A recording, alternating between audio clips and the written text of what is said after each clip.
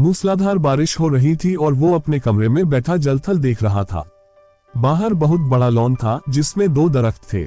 उनके सब्ज पत्ते बारिश में नहा रहे थे। उसको महसूस हुआ कि वो पानी की इस यूरिश से खुश होकर नाच रहे हैं। उधर टेलीफोन का एक खंबा गड़ा था उसके फ्लैट के एंड सामने। ये भी बड़ा मसरूर नजर आता था, हालांकि उसकी मसरत की कोई वजह मालूम नहीं होती थी। इस बेजान शे को भला मसरूर क्या होना था, लेकिन तनवीर ने, जो कि बहुत मगमूम था, यही महसूस किया कि उसके आसपास जो भी शे है खुशी से नाच गा रही है। सावन गुजर चुका था और बारान ए रहमत नहीं हुई थी। लोगों ने मस्जिदों में इकट्ठे होकर दुआएं मांगी, मगर कोई नतीजा बरामद न हुआ। बादल आते और जाते रहे, मगर उनके थनों से पानी का एक कतरा भी न टपका।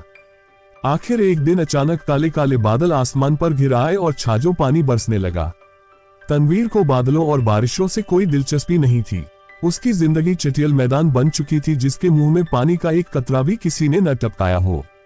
2 बरस पहले उसने एक लड़की से, जिसका नाम सुरैया था, मोहब्बत करना शुरू की, मगर एक तरफा मोहब्बत थी। सुरैया ने उसे दरखोरे इतना ही न समझा। सावन के दिन थे, बारिश हो रही थी। वो अपनी कोठी से बाहर निकला, जांघिया पहनकर नहाए और बारिश का लुत्फा उठाए। आम बाल्टी में पड़े थे। वो अकेला बैठा उन्हें चूस रहा था कि अचानक उसे चीखे और कहकहे सुनाई दिए। उसने देखा कि साथ वाली कोठी के लॉन में 2 लड़कियां बारिश में नहा रही हैं और खुशी में शोर मचा रही हैं। उसकी कोठी और साथ वाली कोठी के दरमियान सिर्फ एक झाड़ियों की दीवार हाइल थी। तनवीर उठा, आम का रस चूसते हुए वो बाढ़ के पास गया और गौर से उन दोनों लड़कियों को देखा। दोनों महीन मलमल के कुर्ते पहने थीं, जो उनके बदन के साथ चिपके हुए थे। शलवार चून की लट्ठे की थी, इसलिए तनवीर को उनके बदन के निचले हिस्से के सही खदो खाल का पता न चल सका। उसने पहले किसी औरत को ऐसी नजरों से कभी नहीं देखा था, जैसा कि उस रोज जबकि बारिश हो रही थी उसने उन दोनों लड़कियों को देखा। देर तक वो उनको देखता रहा, जो बारिश में भीग भीग कर खुशी के नारे बुलंद कर रही थी। तनवीर ने उनको पहले कभी नहीं देखा था, इसलिए कि वो तब कुछ इस किस्म का लड़का था कि वो किसी लड़की को बुरी नजरों से देखना गुनाह समझता था, मगर उसने उस रोज बड़ी ललचाई नजरों से उनको देखा ही नहीं, बल्कि उनके गीले बदन में अंगारा बनकर बरमे की तरह छेद करता रहा। तनवीर की उम्र उस वक्त 20 बरस के करीब होगी।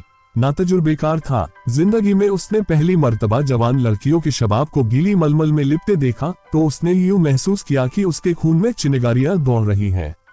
उसने उन लड़कियों में से एक को मुंतखब करना चाहा।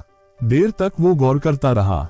एक लड़की बड़ी शरीर थी, दूसरी उससे कम। उसने सोचा शरीर अच्छी रहेगी जो उसको शरारतों का सबक दे सके। ये शरीर लड़की खूबसूरत थी, उसके बदन के आज़ा भी बहुत मुनासिब थे। बारिश में नहाती जलपरी मालूम होती थी। थोड़ी देर के लिए तनवीर शायर बन गया। उसने कभी इस तौर पर नहीं सोचा था, लेकिन उस लड़की ने, जिसका कुर्ता दूसरी के मुकाबले में बहुत ज्यादा महीन था, उसको ऐसे ऐसे शेर याद करा दिए जिनको अरसा हुआ भूल चुका था। इसके अलावा रेडियो पर सुने हुए फिल्मी गानों की धुनें भी उसके कानों में गूंजने लगी और उसने बाढ़ के पीछे ये महसूस करना शुरू किया कि वो अशोक कुमार है, दिलीप कुमार है। फिर उसे कामिनी कौशल और नलिनी जयवंत का ख्याल आया, मगर उसने जब उस लड़की की तरफ इस गर्ज से देखा कि उसमें कामिनी कौशल और नलिनी जयवंत के खदोखाल नजर आ जाएं, तो उसने उन दोनों एक्ट्रेसों पर लानत भेजी। वो उनसे कहीं ज्यादा हसीन थी। उसके मलमल के कुर्ते में जो शबाब था, उसका मुकाबला उसने सोचा कोई भी नहीं कर सकता। तनवीर ने आम चूसने बंद कर दिए और उस लड़की से, जिसका नाम प्रवीण था, इश्क लड़ाना शुरू कर दिया। शुरू में उससे बड़ी मुश्किलात पेश आईं, इसलिए कि उस लड़की तक रसाई तनवीर को आसान नहीं मालूम होती थी। फिर उसे अपने वालिदैन का भी डर था। इसके अलावा उसे ये भी यकीन था कि वो उससे मुलतफित होगी या नहीं। बहुत देर तक वो उन्हीं उलझनों में गिरफ्तार रहा। रातें जागता, झाड़ियों की पस्त कद झाड़ के पास जाता, मगर वो नजर न आती। घंटों वहां खड़ा रहता और वो बारिश वाला मंजर जो उसने देखा था, आंखें बंद करके ज़हन में दोहराता रहता। बहुत दिनों के बाद आखिर उसको एक रोज उससे मुलाकात का मौका मिल गया। वो अपने बाप की कार में घर के किसी काम की गर्ज से जा रहा था कि परवीन से उसकी मुठभेड़ हो गई। वो कार स्टार्ट कर चुका था कि साथ वाली कोठी में तनवीर के ख्वाबों की शहजादी निकली। उसने हाथ से इशारा किया कि वो मोटर रोक ले। तनवीर घबरा गया। हर आशिक ऐसे मौकों पर घबरा ही जाया करता है। उसने मोटर कुछ ऐसे बैंडे अंदाज में रोकी कि उसको जबरदस्त धचका लगा। उसका सर जोर से स्टीयरिंग व्हील के साथ टकराया, मगर उस वक्त वो शराब के नशे से ज्यादा मखमूर था। उसको उसकी महबूबा ने खुद मुखातिब किया था। परवीन के होठों पर गहरे सुर्ख रंग की लिपस्टिक थोपी हुई थी।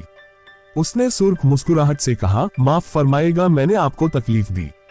बारिश हो रही है, तांगा इस दूर दराज जगह मिलना मुहाल है और मुझे एक जरूरी काम से जाना था। आप मेरे हमसाए हैं, इसीलिए आपको ये जहमत दी। तनवीर ने कहा, जहमत का क्या सवाल पैदा होता है। मैं तो उसकी जबान लड़खड़ा गई। आपसे मेरा तारुफ तो नहीं, लेकिन आपको एक बार देखा था। परवीन अपनी सुर्ख मुस्कुराहटों के साथ कार में बैठ गई और तनवीर से पूछा, आपने मुझे कब देखा था। तनवीर ने जवाब दिया, आपकी कोठी के लॉन में, जब आप और आपके साथ एक और लड़की बारिश में नहा रही थी। परवीन ने अपने गहरे सुर्ख लबों में से चीख नुमा आवाज निकाली, हाय, आप देख रहे थे। ये गुस्ताखी मैंने जरूर की, इसके लिए माफी चाहता हूं। परवीन ने एक अदा के साथ उससे पूछा, आपने देखा क्या था। यह सवाल ऐसा था कि तनवीर उसका जवाब नहीं दे सकता था। आए बाएं शाय करके रह गया, जी कुछ नहीं, बस आपको, मेरा मतलब है कि दो लड़कियां थीं जो बारिश में नहा रही थीं और खुश हो रही थीं। मैं उस वक्त आम चूस रहा था। परवीन के गहरे सुर्ख लबों पर शरीर मुस्कुराहट पैदा हुई। आप आम चूसते क्यों हैं, काट कर क्यों नहीं खाते। तनवीर ने मोटर स्टार्ट कर दी।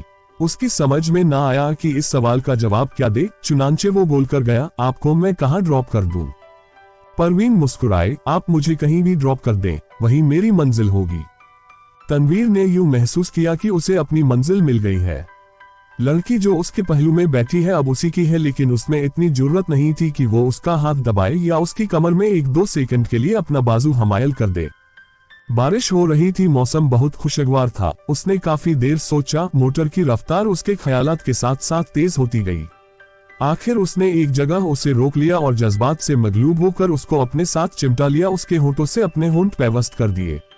उसको ऐसा महसूस हुआ कि वो कोई बहुत ही लजीज आम चूस रहा है। परवीन ने कोई मुजामत न की, लेकिन फौरन तनवीर को यह एहसास बड़ी शिद्दत से हुआ कि उसने बड़ी नाशाइस्ता हरकत की है और गालिबन परवीन को उसकी ये हरकत पसंद नहीं आई।